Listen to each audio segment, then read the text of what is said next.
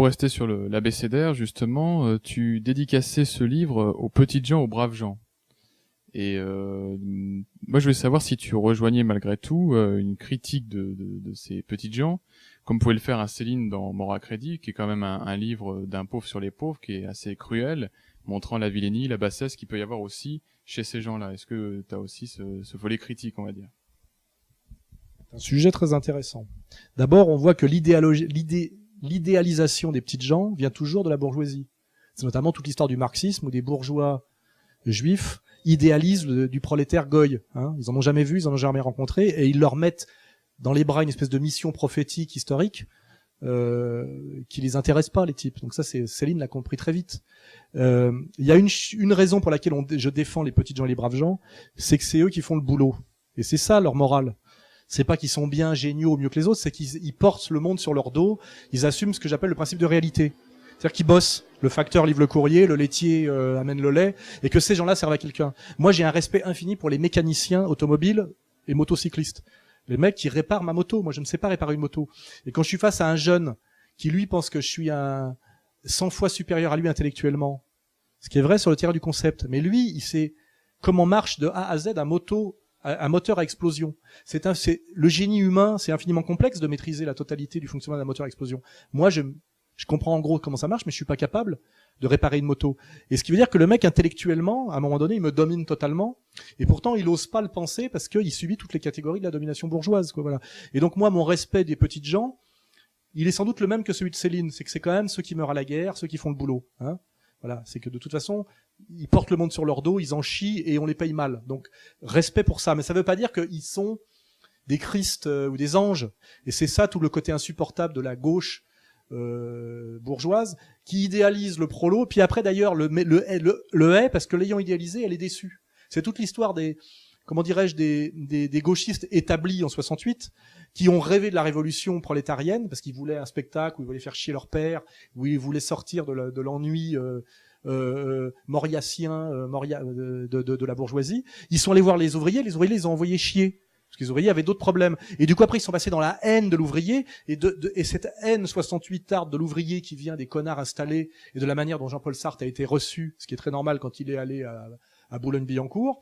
De là vient toute la haine du prolo de la bourgeoisie de gauche, hein, et qui fait qu'aujourd'hui, ils sont plus à droite que la droite. C'est ça toute l'histoire du trotskisme, toute l'histoire des néoconservateurs, etc. Hein. Et moi, effectivement, c'est là-dessus, je suis très proche de Céline, ce qui est normal. Je suis quelqu'un qui a côtoyé les petites gens toute sa vie, qui les respecte parce que moi, j'ai conscience relativement d'être un parasite. C'est-à-dire que je produis du concept, je produis de la culture, mais je produis pas au sens direct du terme. Et je respecte quand même les gens qui assument la production à ma place. Et c'est pour ça que relativement, je dois les défendre, parce que c'est exactement comme quand Mao envoyait les étudiants chinois travailler dans les champs. Il leur faisait bien comprendre que les études de l'étudiant étaient payées par l'agriculteur. C'est ça la logique marxiste, la logique économique. Et moi, je peux faire relativement le guignol, parce que j'ai du talent, c'est certain, et du courage, ça c'est inéluctable, évident, et je le revendique. Hein. J'ai échappé aussi au monde de l'usine et tout ça, parce que j'ai voulu me hisser, etc. Ça c'est la dimension qu'on retrouve chez Jack London. Il y a cette ambivalence chez Jack London, ce respect des petits et ce mépris des petits.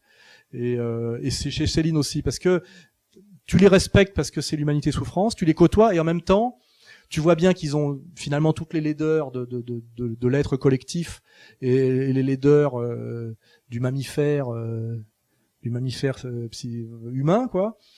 Et puis aussi tu les méprises un peu parce que toi t'as réussi à t'extraire de ce monde-là et que finalement ne s'en sortent pas. C'est-à-dire qu'ils finalement ils portent leur chaîne, quoi. Je veux dire, et puis de temps en temps il y en a un qui s'en sort. Alors ça peut donner Bernard Tapie, ça peut donner le héros de Germinal, ou ça peut donner Audiard.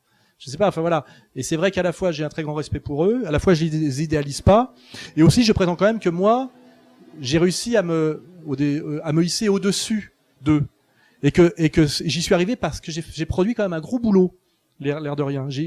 Quand j'étais aux arts et métiers, par exemple, j'étais élève le soir aux arts et métiers. Les arts et métiers, c'est pas l'université, c'est les gens qui bossent et qui vont le soir à des cours pour essayer de changer de catégorie. C'était plein d'asiatiques. Et c'était plein de gens issus de l'immigration, du tiers-monde, mais surtout des Asiates, des boat people. Et là, tu te dis, il y a quand même des gens qui essayent de s'élever au-dessus de leurs conditions et qui mouillent le maillot, qui en chient pour changer de catégorie. Et j'aurais beaucoup de respect pour ces gens-là. Alors que dans la vision, on va dire, prolétarienne imposée par la bourgeoisie, la solidarité de classe, c'est aussi l'enfermement de classe. Tu dois rester dans le prolétariat, tu dois pas en sortir. Et moi, j'ai aussi quelque part, parfois, comme Céline, un petit mépris pour ces gens qui sont incapables de sortir de leurs conditions, alors que Céline est sortie de sa condition. C'est-à-dire qu'à un moment donné, le petit bourgeois ou le prolétaire de génie, à un moment donné, il sait d'où il vient, mais il sait aussi que ceux dont il est issu ne s'en sortiront jamais.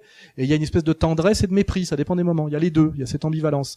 Et ça, c'est le réalisme populaire, c'est tout. Hein. Voilà, il y a tendresse, ironie, parfois un peu d'agacement, un peu de colère aussi, même parfois. C'est agaçant parfois de voir comme les mecs ne veulent pas s'en sortir. Hein, c'est replonge, etc. L'alcoolisme, etc. Mais c'est pour ça que j'ai quand même dédié ce bouquin aux petites gens et aux braves gens, parce qu'en dernière instance, c'est eux qui font le boulot et le sale boulot. Et que ça, c'est définitif. C'est ce que je veux dire, c'est au-delà de tout jugement moral ou individuel. Hein, c'est que le plombier est peut-être un peu con, mais il est plombier. Et tu vois, et moi, je sais à quoi servent les plombiers, et je fais pas de plomberie, et je suis bien content que le plombier vienne et fasse son boulot, tu vois. Même si parfois il m'agace parce qu'il a rien compris à la politique, parce qu'il pense que Sarkozy va sauver le pays, parce qu'il dit que quand même il a une belle femme avec Carla Bruni. Enfin, tu vois, des fois tu te dis, quand même un peu abruti le mec. Mais il fait le boulot et il est à quatre pattes sous ton évier, tu vois, et voilà. Et ça, l'air de rien, c'est indépassable, tu vois. C'est au-delà de la critique individuelle, au-delà du moralisme, etc. Et je pense que ça se retrouve au Chiss et Céline. Ça se retrouve pas chez Nab. Chez Nab, la dimension sociale est totalement absente. Le monde du travail est totalement absent. C'est pour ça que Nab ne peut pas prétendre être célinien. Il ne l'est absolument pas. Le logiciel de Céline, c'est de toute façon, quoi qu'il arrive, c'est toujours les petits et les pauvres qui l'ont dans le cul. C'est ça, le colonne vertébrale de l'œuvre de Céline. Et c'est pour ça que ça reste, d'une certaine manière, un auteur de gauche, malgré tout.